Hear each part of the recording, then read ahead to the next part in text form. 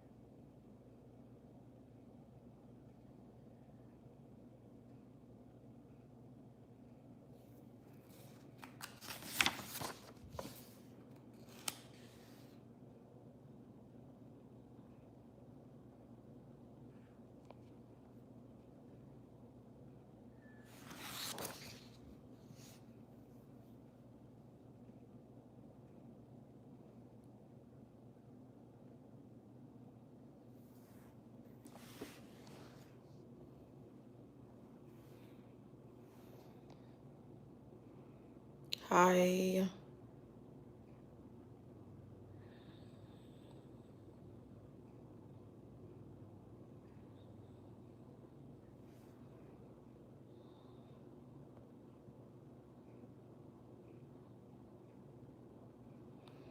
I bind up and I rebuke every trick of the enemy in the name of Jesus.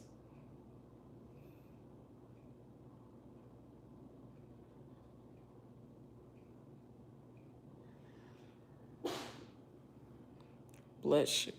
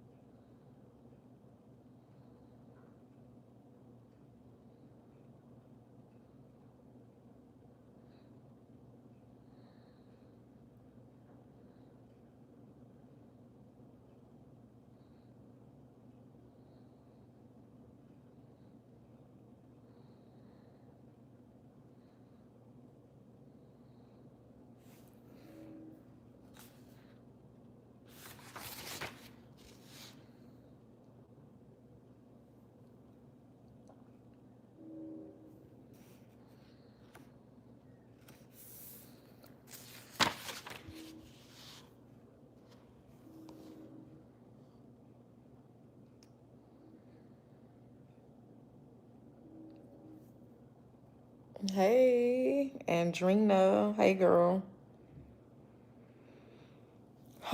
I'm so tired, y'all. And I gotta study for this test. And I'm so sleepy right now. I'm so sleepy.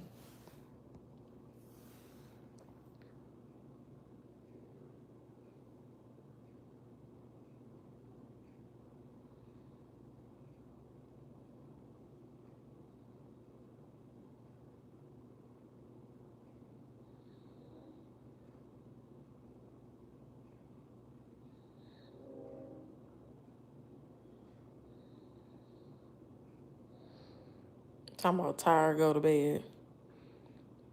You just don't know. I gotta pass this test come tomorrow. I'm trying to pass this test. Y'all give this video a like. Send me some lunch money or something. I need some motivation.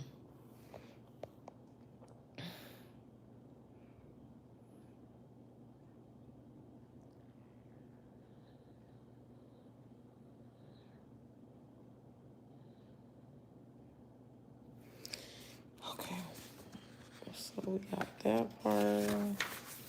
I'm just trying to read through my little notes.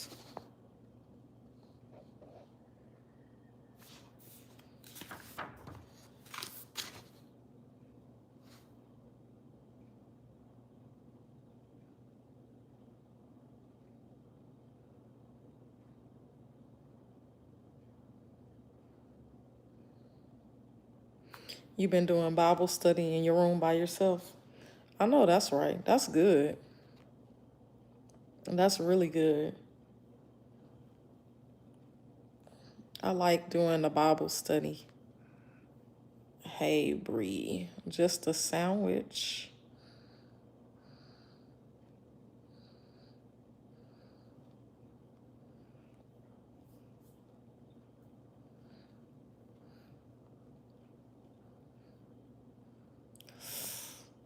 Ooh.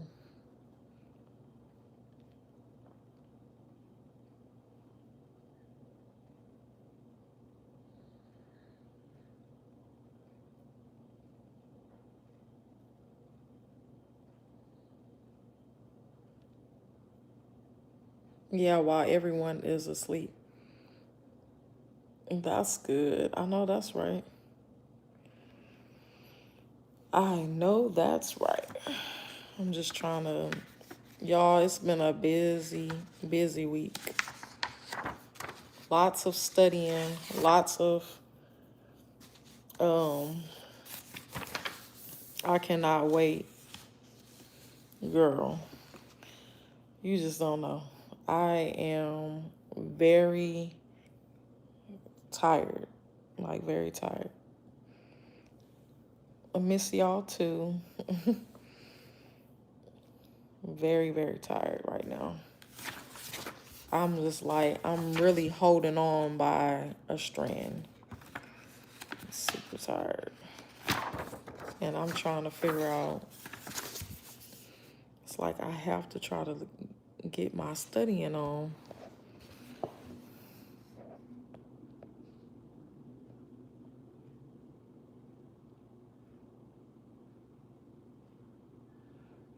I feel it too. You feel it?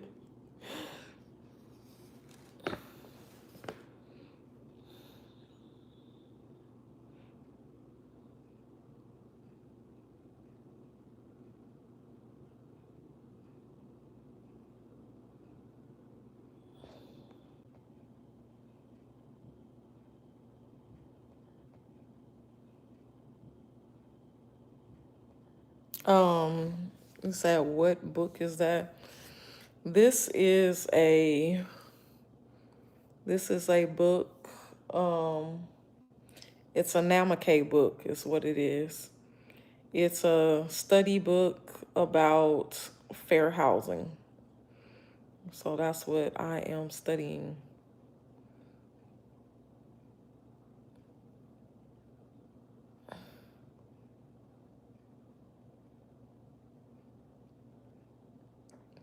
I don't know why my phone just did that. Maybe because I was showing, oh, you're muted? Can you hear me now? Can you hear me right now? Hopefully so.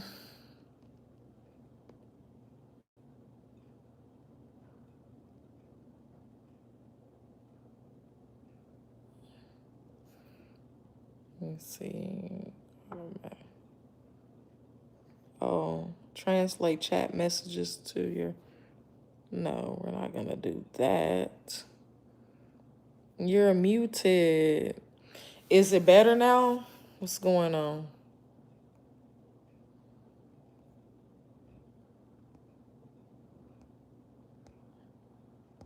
What is this? Oh.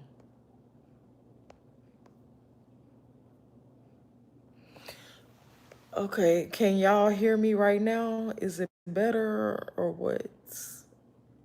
Hopefully y'all can hear me. Can you hear me? Okay, hold on. Okay, how about now? What about now? Hey, hey, hey, hey.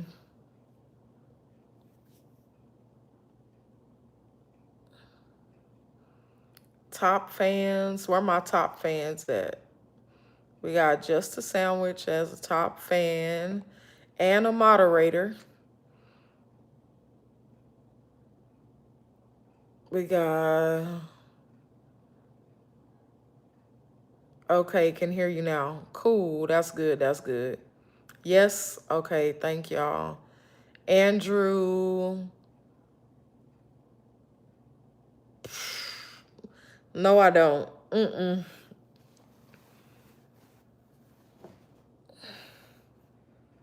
Your girl is tired. You understand me? I don't think y'all understand just how sleepy and tired I am. Good night to you too.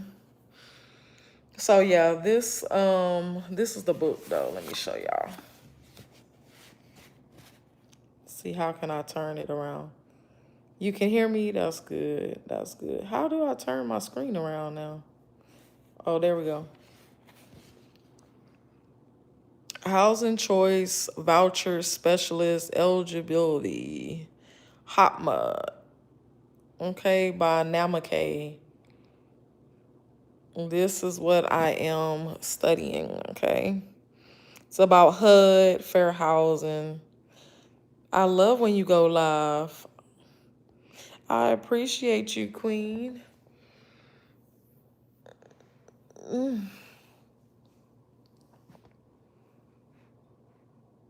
It's cold up in here. Here.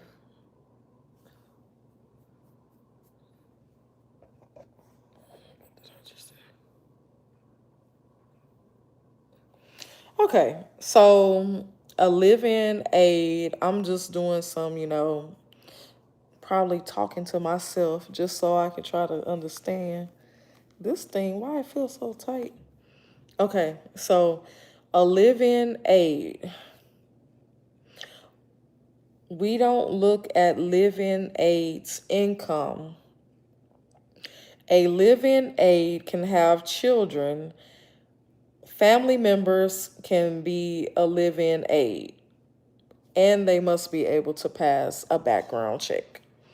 What is the definition of a person approved by PHA who resides in a unit to care for a family member who is disabled or at least 50 years of age and who is determined to be essential to the care and well-being of the person, is not obligated to support of the person, would not be living in the unit except to provide necessary supportive services. So a live-in aid is someone who is not going to be living in the unit except to provide and necessarily for supportive services. That is what a live-in aid is. Relatives are not automatically excluded. The relative must meet the requirements stated above to qualify. Okay. So I'm pretty much just going over that. I know what that is. I don't need to go over that. What else is we doing?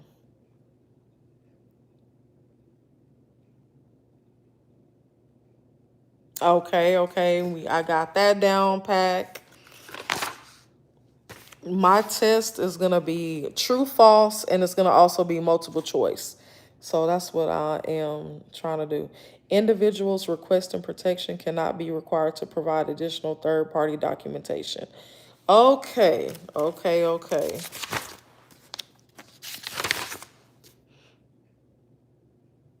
Confidentiality. What are you studying for? I'm studying for, it's like a fair housing test. I am trying to be certified, is what I'm doing. I remind you of somebody. Okay, okay. Okay, let's see what this one is. Um, Match the following terms with their definitions. Annual contributions contract. The written contract between HUD and PHA under which HUD agrees to provide funding for the program and a PHA agrees to comply with HUD requirements. Okay.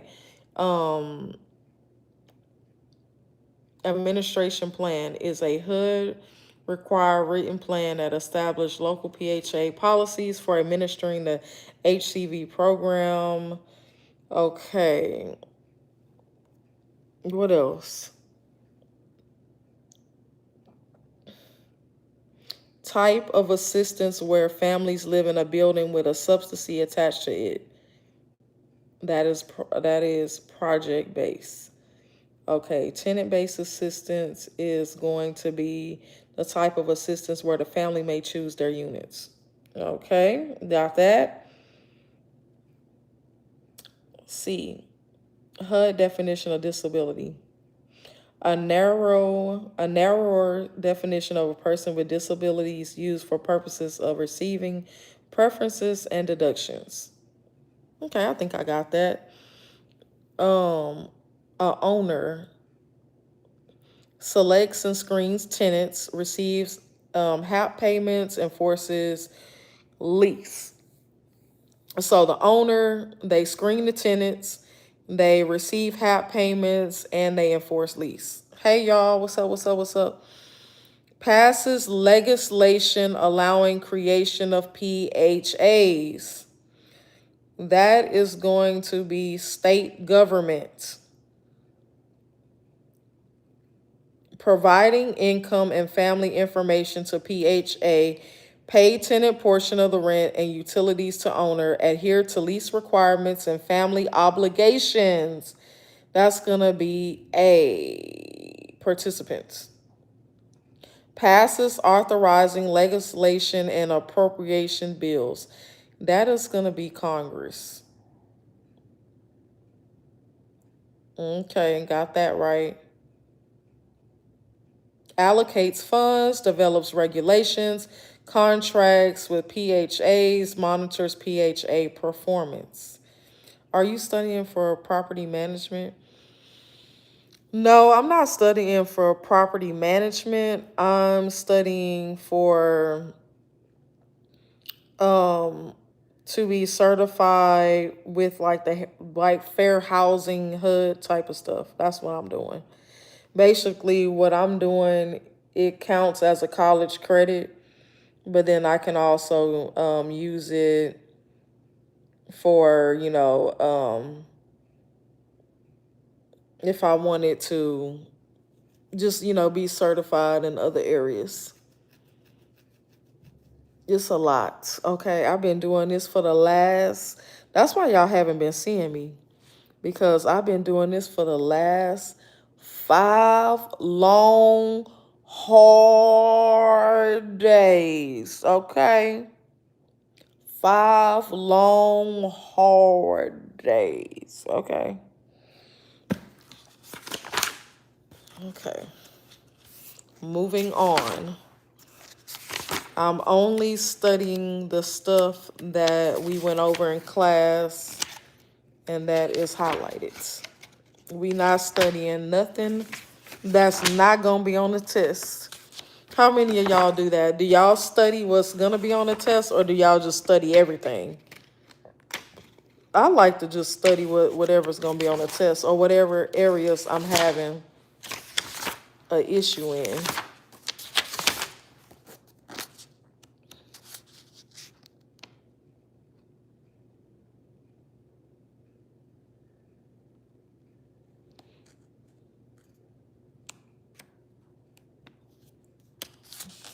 How do you know what will be on the test?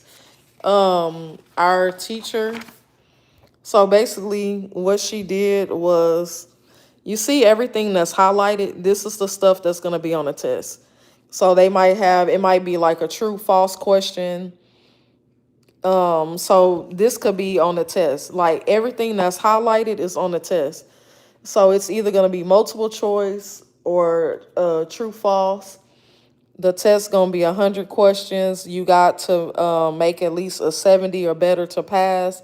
I don't want to just make a 70. I want to make like a 80. Hey, even if I could make 100 on the test, that would be great. But as long as I make a 80 or above, that's the goal I'm pushing for myself. However, you can make a 70 and still pass. So basically, everything that's in my books is highlighted. Everything that's on the test is highlighted, and that's what I'm studying. So if it's not highlighted, then that means that it's not going to be on the test. And it ain't no, like for each section, it's going to be a question over, it'll probably be like a few questions over each section. I would focus on that. That's what I'm doing. You see why I'm flipping through the book. I'm only like focusing on that. A family cannot receive assistance in more than one assistance program at the same time. So, for example, if you get public housing, and then if you have a housing, if you're on the housing choice voucher program, you can only get one public assistance housing at one time. It's either one or the other. And you see how I got my notes for the example? It's one or the other. You can't be on public housing and you can't be on the housing choice voucher program at the same time. You're going to either be on one or the other, not both. However, you can be on both waiting lists. Like if there's a waiting list, so say for example, you apply for Section 8 in New York, but then you also apply for public housing in New York. You apply at like maybe 5 different places. You can apply to however many waiting lists that you want to apply for. But once you make a decision on either you're going to go with the housing choice voucher program or you're going to be on public housing, but you can't be on both. So that's what I got to keep in mind. Preferences are optional. Okay. Certification of preferences. At the time of the initial application, applicants only need to certify that they are eligible for a preference. They do not have to verify their eligibility. A PHA may place families on its waiting list according to preferences they claim. Okay. PHAs must obtain verification of eligibility no more than 60 days before the initial issuance of the voucher.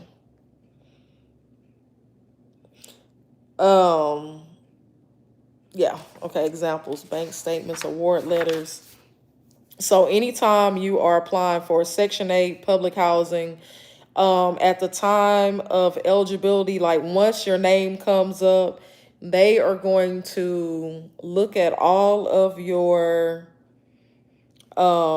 income, your assets, all that stuff, and they're going to determine if you qualify for the program.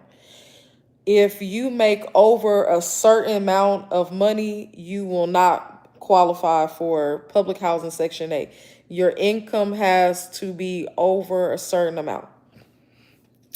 Good day to you. So here goes some questions. Let's do some knowledge check. Preferences have to be verified before an applicant is placed on the waiting list. That's false. Applicants must always complete their application for assistance in the PA's office. That's false. You can complete the application by phone, online, or in the office. Eligibility must be determined within 60 days of voucher issuance. When applying for housing, the applicant must be allowed to apply for all programs that have open waiting lists. Okay, that's the answer, is A. The Garcia family applied for both public housing and HCV. Their name came up on the public housing list and they were housed. What happens to their name on the HCV list? Their names remain on the HCV list and they are offered assistance when their name comes to the top. So that's what happens. No, I'm not in Ethiopia or Africa. PHAs must always reinstate families to the waiting list that include a person with a disability if the family don't respond. That is false. It is not necessary for a PHA to ever verify preferences claimed by an applicant family. That is false. A special admission may be admitted to the HCV program even if the family is not on the waiting list.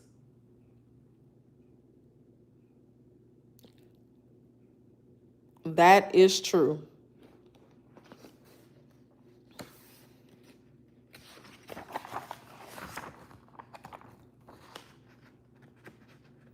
Okay. Can we get these pages flipped? All right.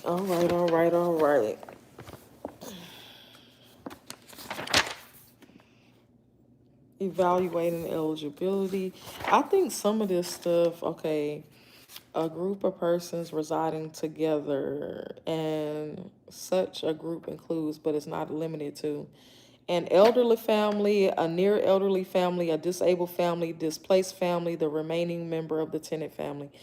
HUD's definition of family includes, but is not limited to, the following regardless of actual or perceived sexual orientation, gender identity, or marital status. Elderly family.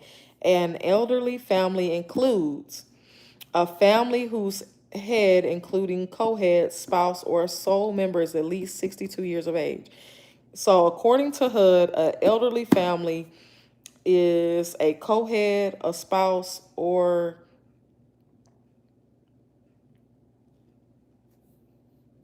a sole member is at least 62 years of age or older. So it's 62 or older. Disabled family. A family whose head, including co-head, spouse, or sole member, is a person with disabilities. And then also the elderly deductions is $400 deduction. Household. The household includes everyone who lives in the unit. The family includes all household members except live-in aides and foster children and adults. Okay. Some household members are exempt from Social Security disclosure requirement. These include individuals who do not contend eligible immigration status, non-contending family members, and a mixed family receiving prorated assistance. The PHA must accept the following documentation as acceptable evidence of the Social Security number.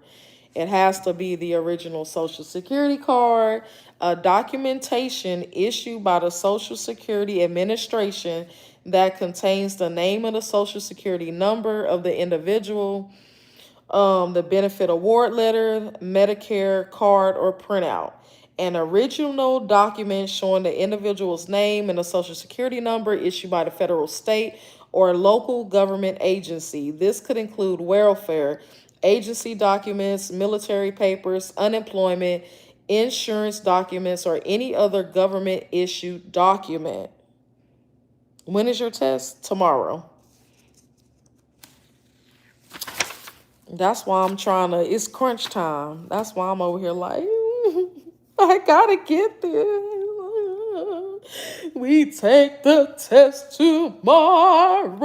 We take the test tomorrow. Girl, thank you. I need all the luck that I can get right now. Okay?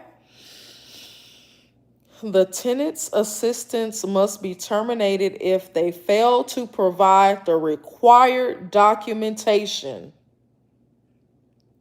So if you do not provide the right documentation, you are going to be terminated. They give you, I want to say it's about 60 days to provide all your stuff. I think you reiterating helps to remember. Yeah, it does. It helps me to remember. That's why I'm doing it. That is why I'm doing. Oh, 90 days. You get 90 days. Okay. Mixed families. This is what I need to know. The definition of a family according to HUD. Mixed families are comprised of both citizens or eligible non-citizens and those who without citizenship or eligible non-citizenship. A mixed family is eligible for prorated assistance. So basically, if you have a mix of eligible citizens and non-citizens, they consider that a mixed family, and because you have a mixed family, you are eligible for prorated assistance. Did you just learn to read? Did your mama just learn to read? Did your mama just learn to read? Half of y'all can't even read anything, so don't come talking to me about reading. Persons 62 and older claim eligible immigration status by executing a signed declaration and providing proof of age. Okay. So, yeah.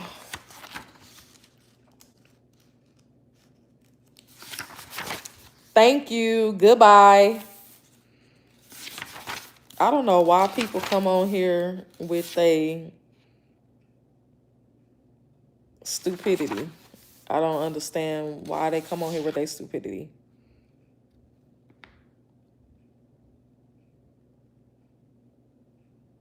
So any person that does not want to disclose their social security or their information when you are applying for public housing choice voucher program, if you're trying to get any type of assistance and you do not provide the required documentation, we must, not we may, but we must deny them assistance.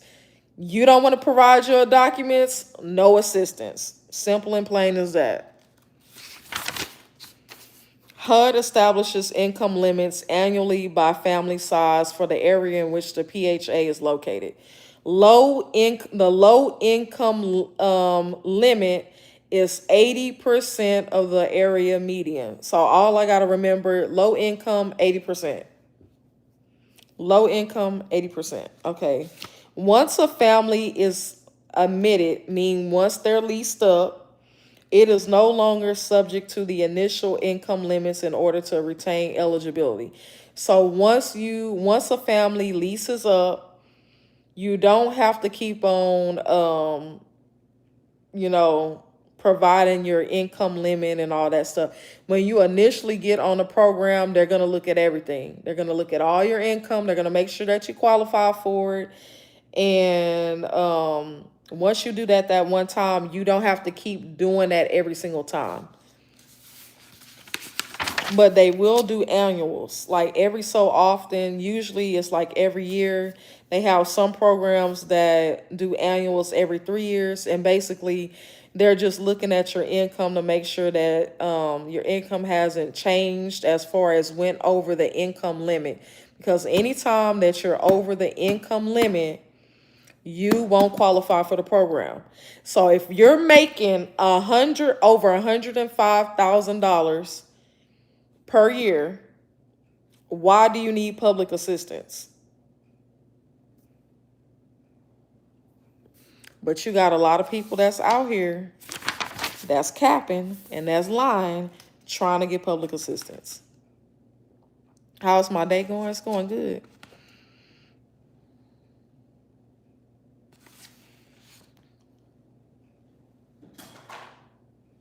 Okay, that's about college students. I don't need to do that right now because I feel like I kind of got that down pat. I'm just looking over stuff that I know I need to study. I need my cover. Where you going with my cover?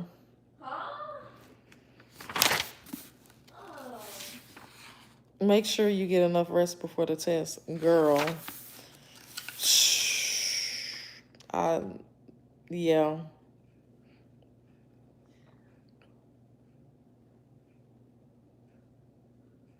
And then another thing that happens when you are trying to get any type of public assistance or housing, anything like that, they use a system to search for the member's name to make sure that you are not on a program in some other state or that you're not already on the program. Because you got people that be trying to do all type of scams. You know you on the program, but you gonna go sign up again. Why are we signing up again? We're gonna find out. Okay, we're gonna find out about that. Okay, let's see. We got another knowledge check. Let's check our knowledge, okay? Are you guys ready? School is in session. We're checking our knowledge, okay? Question number 1. Applicants must disclose and document social security numbers for B. All household members except non-contending persons and children under the age of 6 if they join the family within 6 months of voucher issuance. Which of the following are ineligible for assistance? Non-citizen students on a student visa. Okay? The PHA determines in the administration plan the definition of none of the above. Which of the following qualify as a disabled family?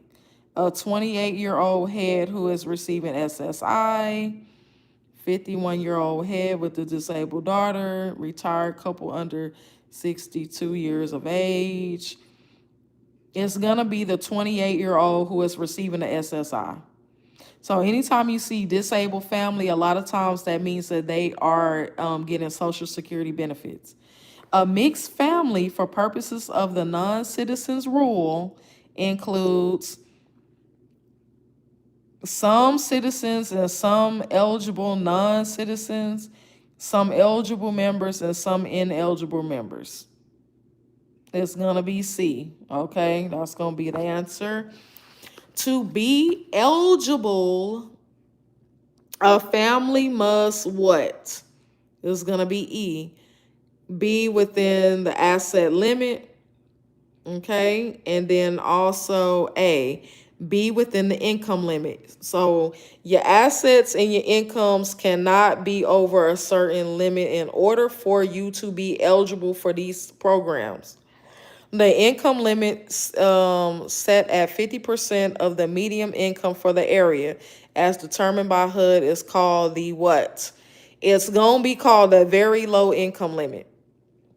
Applicants receiving veterans disability benefits automatically qualify as disabled under the HUD's definition. That's going to be false. If you receive SSI under HUD rules, okay? If a person states that they have a disability, the PHA may require A, whether the disability meets the threshold for HUD's definition of disability. That's the correct answer. Living aides are considered household members, but they are not considered family members. That is true. After a family is admitted to the Housing Choice Voucher Program, it is no longer subject to income limits. And the reason being is because if you qualify for the program, that means that your income is under a certain amount. So at that point, you're no longer going to be subject to the income limits, if that makes sense. We are doing so good. Which of the following family types would have their subsidy prorated? That's going to be a mixed family. That's going to be some eligible citizens, and it's going to be some ineligible citizens.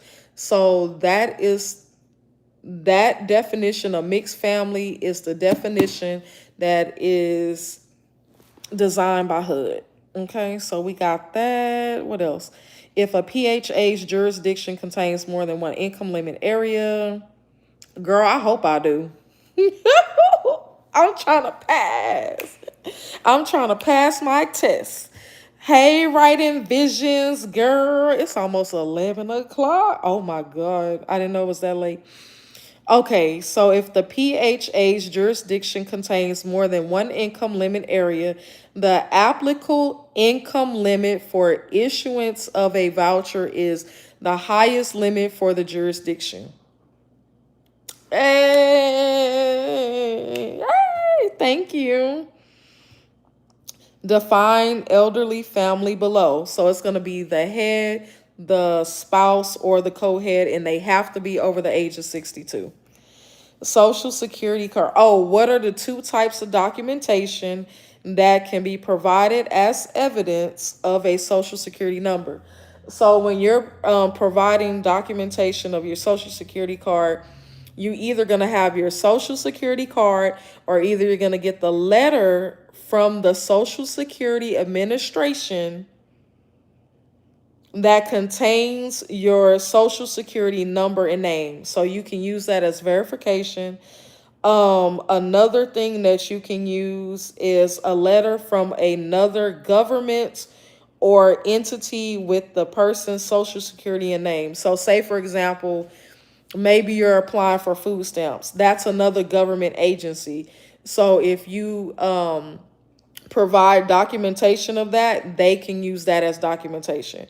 If you don't have that, you can self-certify. That's the last option, meaning that you can go to your bank and you can get a printout that shows basically you're going to self-certify. So you're going to get a bank statement, or either you can use like a telephone bill, a light bill, or something like that. But we're going to always look at the Social Security card. If you don't have that, we need a letter. Then if you don't have that, we're going to go to another government document. If you don't have that, the last option is self-certify.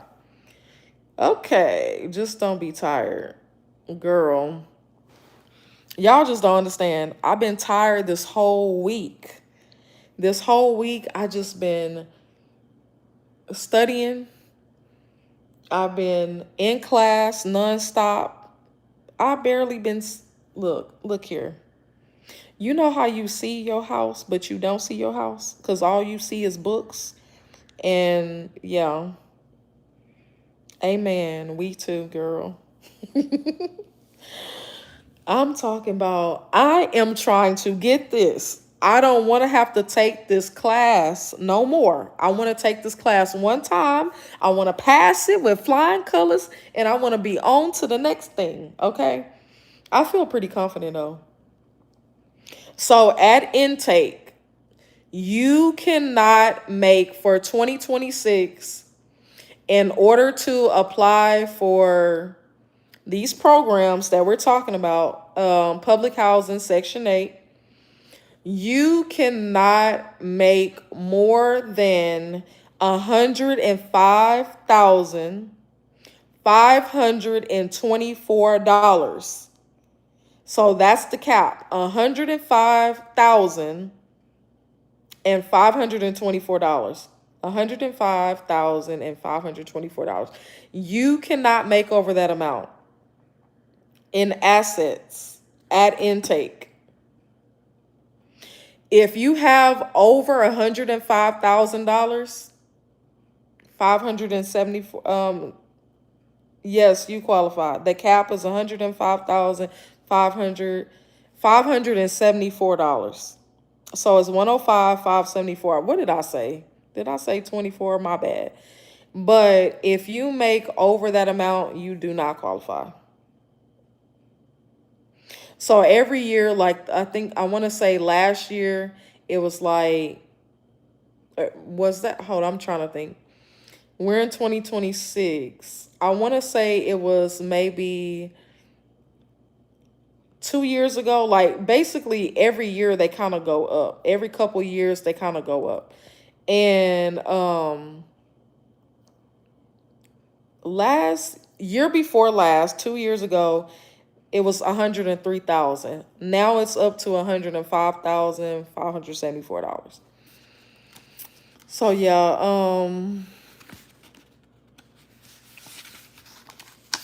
I feel like, most people is not making that much money. I mean, you got people that make that much money, but most people in America is not making over that amount. So with that being said, the whole world probably qualifies. Okay.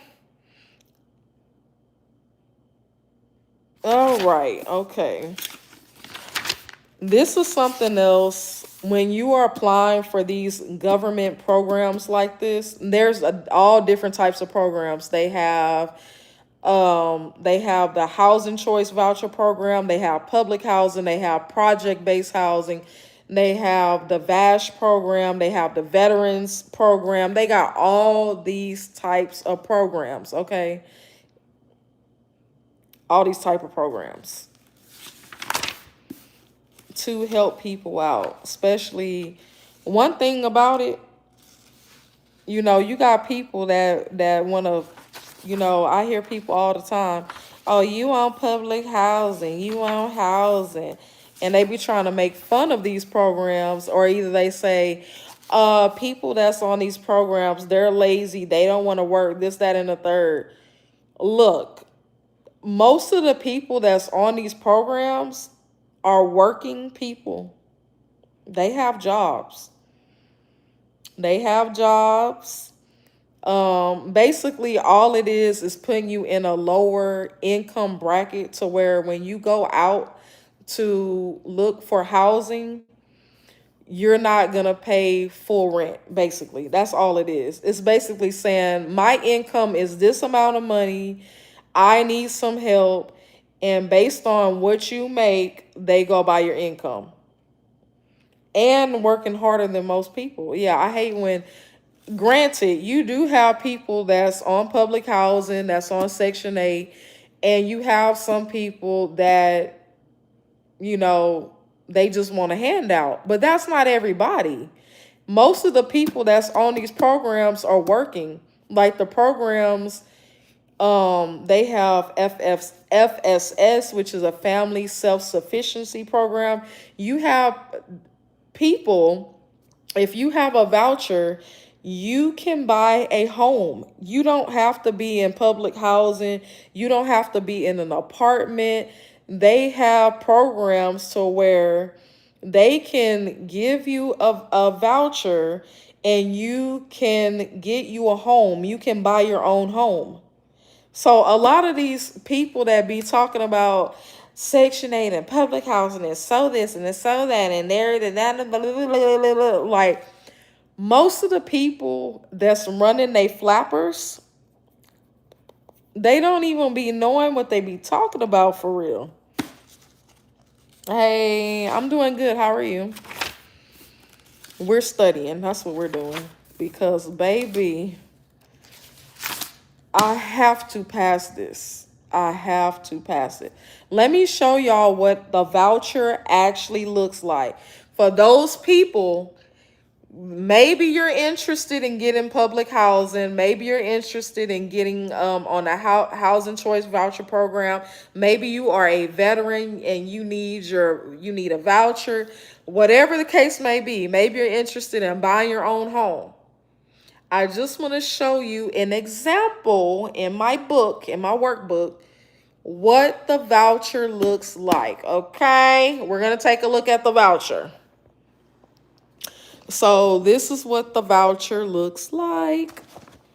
This is what they give you. You get a voucher. Hold on, let me straighten up my camera so y'all can actually see this in a nutshell. So it basically looks like this. Is this for Texas or nationwide? So this, I am in Texas, but nationwide is gonna look something similar to this. So it doesn't matter where you go. If you have a voucher with Section 8, you can take that voucher and you can move anywhere in the US that you want to move to. It's called portability. You can port your voucher anywhere. If you want to go to Hawaii, you can go to Hawaii, you can go to Oregon, you can go to Ohio, Virginia, Texas, California, Vegas, wherever you want to go. And basically, you're going to take this sheet of paper along with some other papers, and this is what you're going to use to go out and find your place to rent or find your place to live. They're going to give you, it's going to have the issue date. It's going to have an expiration date. It's going to be signed. You're going to sign it. They're going to sign it. They're going to also tell you what you qualify for based on how many people that is in your family. So if you're just one person, if you're a single person, you will get a 1-bedroom. A 1-bedroom voucher. You take this piece of paper to whoever will accept the vouchers, and you give this to them. They fill out the packet and all that good stuff.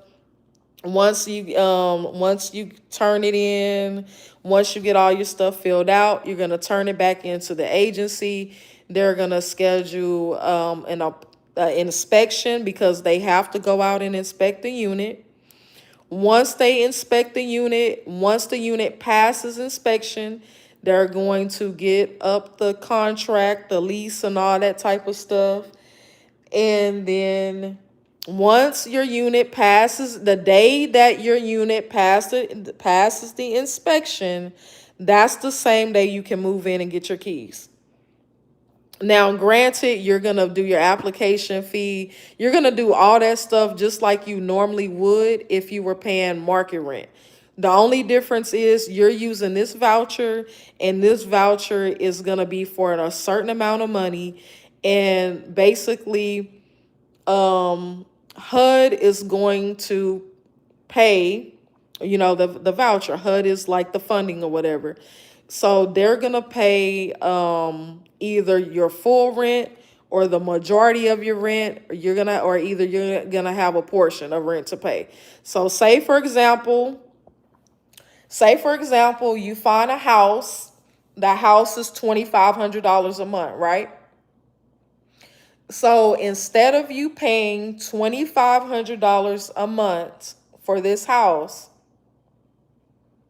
because they're basing it upon your income. So if you have limited income, maybe you make $20,000 a year annually. You get a voucher for $2,500, and maybe your rent portion, they calculate it and they tell you based on the amount of income that you make, your portion of rent is going to be $50.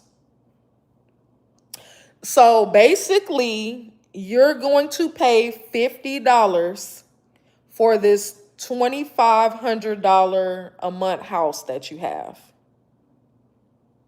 And I'm just using that as like a number. I'm just throwing that out there as a number. So whatever income a person make, they're going to base your income on, like, your income is going to be based on your portion of rent. I don't know why they keep doing this. Like, what is up with this? I'm studying for the test, but I'm sharing information. Yes, I am sharing information and I'm studying all at the same time.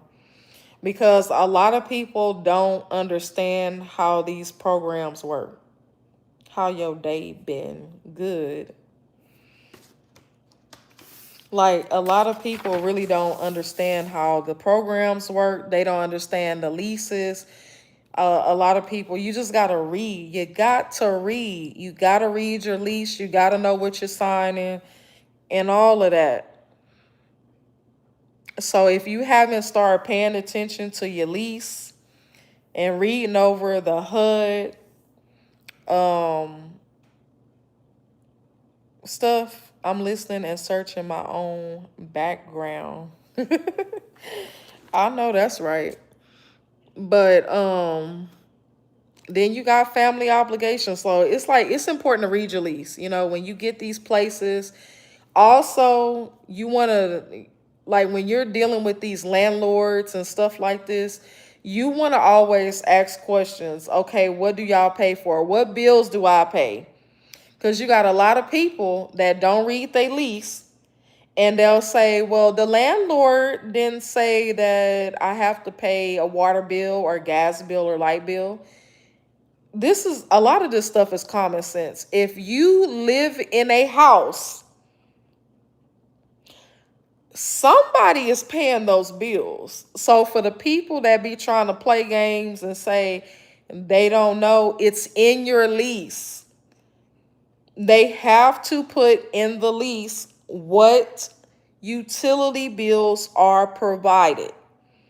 So for a person to sit up there and say they don't know what bills they pay, it's right here in your lease. Read your lease, okay?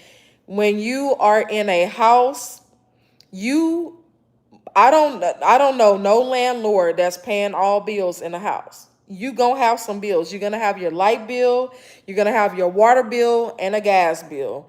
Those are normally the three bills that you pay in a house. And when it comes to your utilities, we're talking about utilities. So you're gonna have your light, water, and gas. Okay. When you are in an apartment, when you lease in an apartment, the most apartments, they only really require you to pay electric. Now you do have some apartments now that require you to pay a water bill. The water bill is like allocated. You have a water bill, you have an electric bill, and in some apartments you might have a gas bill. But normally in apartments you're paying electric and you might be paying water. That's it. In a house you're paying all bills. Okay? So make sure that you know what your family obligations are. Make sure that you know what bills you're paying. You should be asking this stuff up front when you're talking with the landlords. And when you're living a house, if you're renting a house, you should be asking them, can you have a pet? Can you grow food? Whatever you need to ask them before you go and rent that house. Breed education. Trust me. We talking, I'm telling y'all stuff, but at the same time, I am studying because I'm trying to retain this information. It is a lot of information. Like, so, it's a lot, but you know, I feel like I'm going to ace it.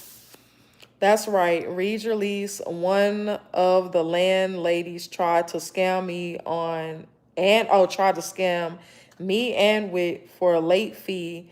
You can't do that. She told us we couldn't pay with a check. We could. As tenants, know your rights. You got to know your rights as tenants. As tenants, know your rights. TAA is your best friend. Yes, please. How many times do we see Judge Judy, all these people going to court, the landlord this, the tenant this? You got to know your rights as a tenant. Most of this fair housing, all this stuff is it's pretty much governed by HUD. You can go to HUD website and just start reading the documents. Know your rights, because you got landlords that's out here. One thing is when you sign that initial lease, when you sign that lease for that first year, they can't go back and change the lease terms. Once you sign that lease, it cannot be modified. And you have landlords that try to, the lease might say one thing, and then maybe 6 months later, they're trying to change the lease and trying to make you pay bills and trying to make you do this and make you do that. That, they cannot do that. Okay? You need to know your rights as a tenant. You got to know your rights as a tenant. If you don't know your rights, they will literally try to get over on you. And writing visions, I'm so glad that you put that down there on the screen, because a lot of people don't know. They don't know. They just kind of just go with it. After the, whatever is in that lease, they have to abide by whatever is in that lease, okay? So if you're ever confused, if you got issues going on, whatever the case may be, refer back to that lease, okay? Another thing, it is the owner's responsibility to screen the tenants. Okay, that is not the agency's job. That's not our job. The owner, all we're doing is we're kind of like the middleman. We're just making the payments on behalf of the tenant. It is the owner's responsibility to screen those tenants. So if you concerned about, is this person gonna pay their bills? Are they gonna pay on time? Da da da da da, blah blah blah blah blah. That's the purpose of doing a background check, the application, and all that. You should be screening those tenants. Friend, you'll pass. You got this. I hope so, girl. I really do. That's true. Girl, thank you. Thank y'all for the motivation. It is the owner's responsibility to screen the tenants. And how many times do the owners, they want to say, well, this person every month they pay their rent late. That's not my problem. That's not, but that I cannot go in and make a tenant pay their rent on time. If they paying their rent, they paying their rent. The owner have to enforce those rules, not me. The agency, we don't enforce that. That, we don't have anything to do with the owner and a tenant. We are just the agency, okay? Inspection. Even if you're not on a program like public housing, whatever, you should be doing your own initial inspection when you go out to look at these places. I cannot tell you how many times people say, I moved into this place is full of rats. The rat sitting on the counter right now as I'm speaking. The rat is looking at me in my face. He's looking at me eye to eye while I'm telling y'all, well, not me. Ain't no rat looking at me. But people be, well, this place got rats. Well, look at it. Look how it look on the outside. Like, you got to use common sense. Like, look at the neighborhood. Check it out. Ride by at nighttime. Look at the area. Look at the zip codes. Look at everything. Why would you move into a raggedy, rundown house knowing the possibility of having rats and roaches? Like, come on now. I could have told Stevie Wonder could have seen that. Okay, so people be, oh, I got rats, I got roaches, I ain't gonna live like this and this and that and that and that and that and that and that. But you in there living with the rats and the roaches. And then you stop paying your bills and all this because you feel like, I'm not finna be paying no bills because I got rats and roaches. That's not our problem that you got rats and roaches. Your family obligation is to pay your bills. Just because you got some rats and roaches don't mean that you stop paying your rent. You still signed a contract that said you was going to give these people this amount of money every single month. That is your family obligation. You should have did your research when it came to picking that house, ma'am, because that's what I be telling them. Don't get me started. Problem, not my problem. That's just not my problem. I mean, don't nobody want to live with rats and roaches, but at the same time, people just don't be, oh my goodness. You got to put it in escrow if you have a problem. I'm telling you, like, I am telling you. I'm telling you, with the lease, let me tell you this is what you're looking for with the lease. The lease has to show the property's address, the residential, this is the residential lease, okay? It has to have the property address. It has to have the leasor's name, which is the owner. It has to have the leasee, which is maybe you, the tenant. It has to say in the contract how much the rent is. It have to explain the rent payments. Rent is due no later than the 5th of each month. Blah, blah, blah. Late payments have to be in there. It has to show the term. So the lease started on 1/1/2026. It ends on 1/2/2027. It has to have the lease terms. It also has to include who's responsible for the utilities and the appliances. It has to have all of that in a lease. If the lease is missing something, you need to go back and you need to request those pages that are missing, or you need to let them know, hey, I got my lease. In the lease, it has everything, but it does not say nothing about the utilities and appliances. That has to be in the lease, okay?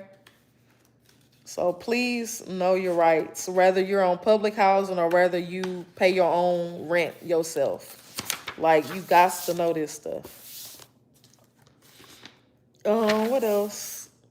This is an example of what the lease looks like. This is called the Tennessee addendum, if I'm saying that right. Did I say that right? Addendum for the Section 8 tenant-based housing, assistant housing choice voucher program. So this is basically, what the lease kind of looks like, okay? It's talking about criminal activity, alcohol abuse. It talks about protections for victims of domestic violence, your fees, your charges, your family payment to the owner, your initial lease, the program, the rent to owner. Yeah. Emergency transfers. This is basically what the lease looks like. Okay? Almost close enough, girl. Okay, I think that I am pretty good on this section. I think I pretty much got this book down pat. Yeah, we done. So this was my study book. It's called the Housing Choice Voucher Specialist Eligibility and Occupancy Book. This is by Hotma and it's Namake. So this is what I'm studying for. And then I have another book. Wait, there's more. But I'm not going to go through this book right here because this book is more hands-on. And this is for rent calculation. So this book, it shows us how to calculate income, how to calculate rent, how to do all types of calculations, okay? So we got the income, we got assets, how to calculate assets, retirements, all that stuff, all that percentages, all that hard stuff. Okay, I'm talking about hard stuff. Today I was in class and I was like, but I get it. I mean, I understand for the most part. I don't really feel like I'm gonna do horrible. But basically, when it comes to calculating annual income, basically we look at EIV, we look at all of their check stubs, okay? We're looking for 4 consecutive check stubs, pay stubs, okay? Check stubs, pay stubs, whatever you want to call it. And basically we add up their 4 um pay stubs. We add them all up. We divide it by the number of pay stubs we have, so which will be 4. That's going to give us the average pay per pay period. That's going to give us the average amount that they normally get per pay period. Once we get that amount, we're going to multiply that by however they're paid. It's either they're going to be paid weekly, which is 52 weeks. If it's semi-annual, it's going to be 24 weeks. If it's bi-weekly, that's going to be 26. Or if it's monthly, it's going to be 12. So basically, that's how we come up with our calculations as far as how to calculate annual. Because that's something that I do is calculate annually if the person's is going to be able to qualify. Because every year, some programs every year, they want to make sure that you're still qualified for the program, because we know what can happen in a year. Sometimes people lose their jobs. Sometimes there's a decrease in income. Sometimes people start school, they go back to school. Hey, maybe somebody hit the lottery. Who knows? You know what I'm saying? And just FYI, if a person was to win $1 million in the lottery, we do not count that as income. That is excluded. That is a one-time lump sum payment. Now, if you were to put that lottery money in the bank, at that point, it would be counted as income, because at that point, it's like an asset. So keep in mind, if you ever win the lottery, they need to run you all your money in cash, okay? Or just don't put it in a bank, all right? Because anytime you put anything in a bank, they're counting that as income. Just to let you know, okay? But mine is still red orange. Friend, what's your nail color? I think I got the same color. Oh, it's like a red orange. Yes, and you get taxed. Sure do. Hey, Andrina, welcome back. Yeah, it's like a red orange. I took my press-ons off, y'all, because I had to dig in deep. I'm using a number 2 pencil tomorrow, okay? And I don't need nothing messing me up on my calculations. I got my calculator ready. I'm ready. I feel pretty confident, especially I'm here with y'all. And I feel like I got it in the bag. I feel like I got it. We done studied. Yeah, so we're doing the adjusted income. We're doing case studies. Drina, yes. Hey, Drina. So here is an example of what I was talking about. I'm going to show y'all this right here in my notes. So this person works at HEB. Shout out to HEB. Here go they check stubs. So they had a check that their first check was $13.68. Then they had a check for $1,200. Their next check was $1,475. And their last check was $2,100. Maybe I need to go work at HEB. Okay. So basically you're going to add up all 4 of these checks, all 4 check stubs, which is going to come out to 61.43. We're going to divide that by 4 because that's the number of check stubs we got. And that's going to be equal to 1535.75. So the average check per pay period is going to be $1,535 per pay period, okay? And then we're gonna multiply that by 52 weeks, and we come up with a total annual income of $79,859. Are they under that 105 cap that we was talking about? Yes. So technically, they're gonna qualify. So basically, in a nutshell, that's pretty much what I do all day. But we finna put this stuff up because, baby, we're done for the night.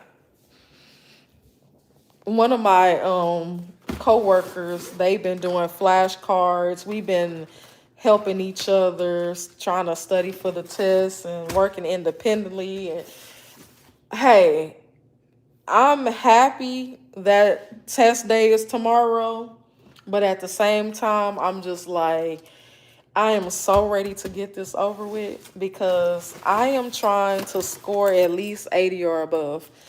Even though we have to have a 70 is passing. But y'all know I don't want no 70. I want like 100, okay? I want to make 100 on the test. But if I don't make 100 on the test, I'll take a 90, 85, 90, but at least a B, okay? I need a B, okay? I just want to make a B. I don't want to just barely pass. I want to pass. Big boss. What up, big boss?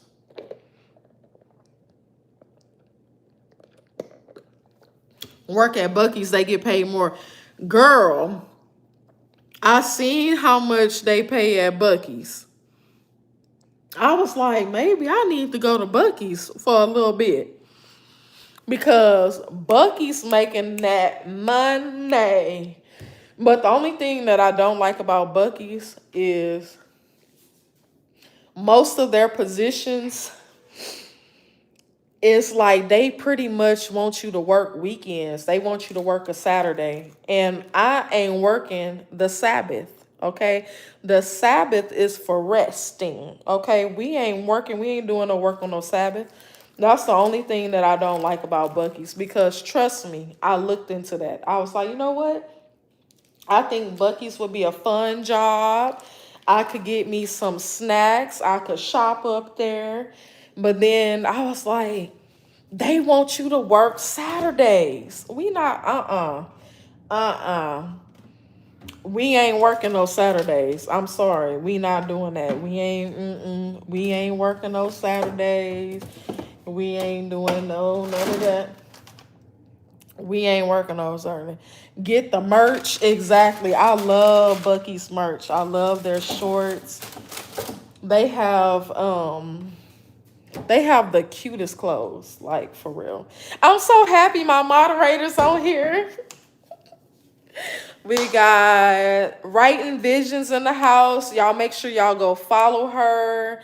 Please go follow her. Check her videos out. She's so smart, very educated. If you need help in any area of your life, she can get you right with the knowledge. Then we got Andrina. She is a long time friend, more like family here on YouTube. I'm so glad that you're here. We got Just a Sandwich. I'm so glad that you're here, Just a Sandwich. She is a longtime family friend here on YouTube. So all of us here is all family, all friends. Now it's a party, time for dinner. Girl, no time for dinner. This is my dinner. Let me show y'all what I've been on. This is what I've been doing. This is Serene Herbs Exotic Soursop Bitters. Ancient herbal formula for gut health, detox, and lasting, how you say that? Vitality. Okay, girl, this is what we've been doing. This is lunch. I'm almost out of this stuff. This stuff is the most nastiest stuff I've ever tasted in my entire life. It's super bitter. Super, super bitter. Thank you, girl. I'm so glad that y'all support me. It's amazing. Like, I cannot believe y'all are still here with me. But if you want to go, if you need a detox, you need a good detox, get you some of this, okay? Get you some of this. And this is what I've been doing. I've been taking shots of it. I should take a shot right now. Let me go ahead on and get a little shot of this in my system. I'm telling you, if you are dealing with colds, flu, upper respiratory problems, cancer, HIV, AIDS, whatever it is, this is gonna get it out of you, okay? Your system is gonna be turned around. I promise you that. It's gonna be reversed with this stuff, and you're gonna lose weight and you're gonna feel great. So we're gonna take a shot. You bought the powder version? That's good. I need to detox my liver. Girl, this will do it. I'm not gonna lie to you. This stuff is, y'all gonna watch me take it. Oh God. This stuff, it doesn't get easier. You know how some stuff you take it consecutively. Consecutive. You know how you take some stuff consecutive and it's like, okay, I'm used to it. This stuff right here, you're never gonna get used to this taste. Motor oil in a bottle. Motor oil in a bottle. I'm telling you, it's motor oil in a bottle. You're never gonna get used to the taste. It is absolutely disgusting. You have to chase it with something. You got to. You just got to. We're gonna do this on camera. Oh Lord. I'm gonna have to get the pills because look.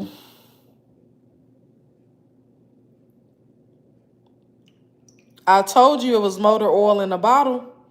Y'all thought I was playing. Look at it. Oh God. Ugh. The leaves and boil them? Yes, you can do that too.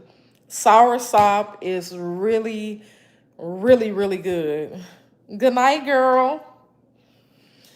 Really good.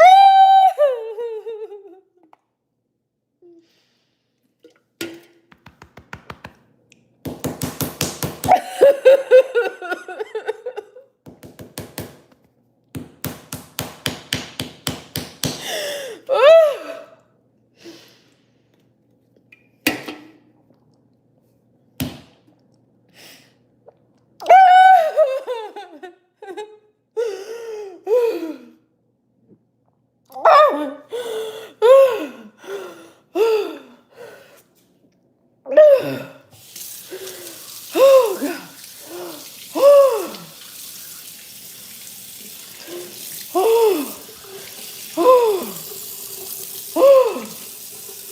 Oh, thank you, Jesus. Oh, hallelujah. Thank you, Jesus. Hallelujah, Jesus. Thank you, Lord. Thank you, Lord. Thank you, Lord. Oh my God. Oh Lord. Oh Jesus. Oh God. Oh man. I can't keep doing this. Oh God. Girl, this stuff is nasty. I'm telling y'all. If you take this, you will see exactly what I mean. Like, oh, I still taste it. Oh.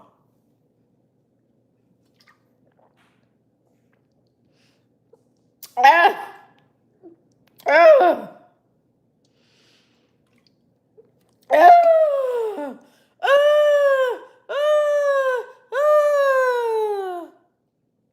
Ah. Oh, I still feel it sliding down my throat. Oh, oh, oh, oh,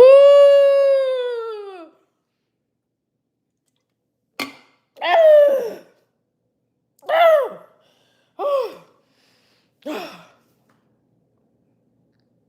Yes, nastier than castor oil, fish oil, black seed oil, all of those different oils put together. I would love to have all those other oils in combination.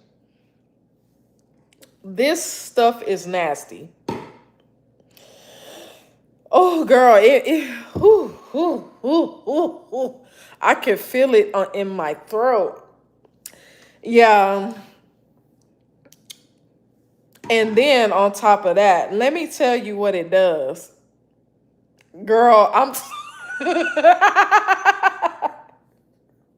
I'm serious. This stuff is so nasty. Oh, God. Whew. It's that bad. I'm telling you, it's that bad. Oh, like it was $40. I paid $40 for this. When I first tasted it, I was like, I just wasted my money. But I seen a review. This lady said she took 3 bottles of this and she lost 30 pounds. Ever since I've been using this, my stomach has went down, y'all. Like my thighs then got a little slimmer. It is good. I'm talking about you gonna be peeing. You're not gonna be doing number two. You're not just gonna poop. You're gonna explode. You're gonna have an explosion. I'm talking about you gonna be poo-pooing so much. You gonna think something wrong with you. That's how much you're gonna be poo-pooing. Like you're gonna be on that toilet for sure.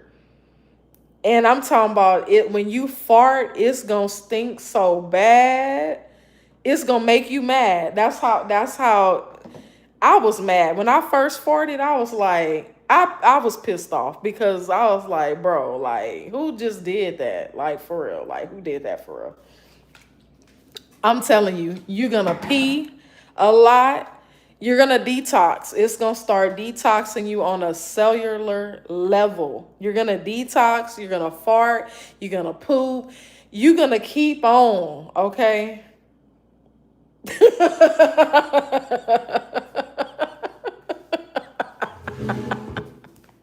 Writing visuals like, all right, okay, I'm going to bed. I'm telling you. But you don't have to get the liquid form. I do feel like the liquid probably will work faster. But either you need to pee plus poop more. For real. But either way it go, thank you for the hearts. Either way it go, you can take the capsules. I got it from a health food store in my area, but it is on Amazon. And fart.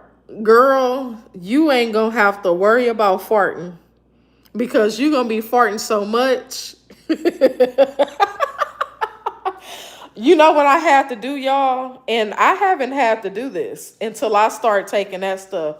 I had to go to the corner store and I had to buy me some air freshener to take to work. because I was like, I would be pissed off if I go to the restroom and you go in there and I'm talking about the whole restroom lit. I'm talking about stank so bad. So bad. I would be pissed off if I walked into the restroom and smelled nothing but farts and poo-poos. Like, I would be mad.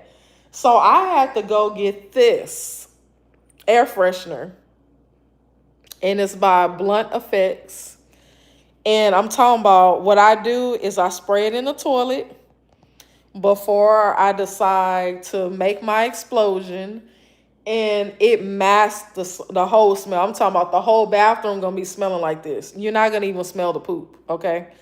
I'm talking about you ain't gonna smell it at all. Spray it in that toilet and have you a good time in that bathroom. If you need to lock the bathroom for your safety, lock that bathroom. Don't let nobody come in, and you have you a good time, okay? Because, baby, I'm trying to get a flat stomach, okay? Spring break is just around the corner. Before you know it, it's going to be summertime. Target didn't already start putting out their swimsuits. So, I'm happy, you know, every day I'm farting back to back. I'm farting while I walk. I'm farting while I talk. I'm farting. I'm having a good time. I'm happy. I'm getting all that gas off my stomach. I'm not bloated.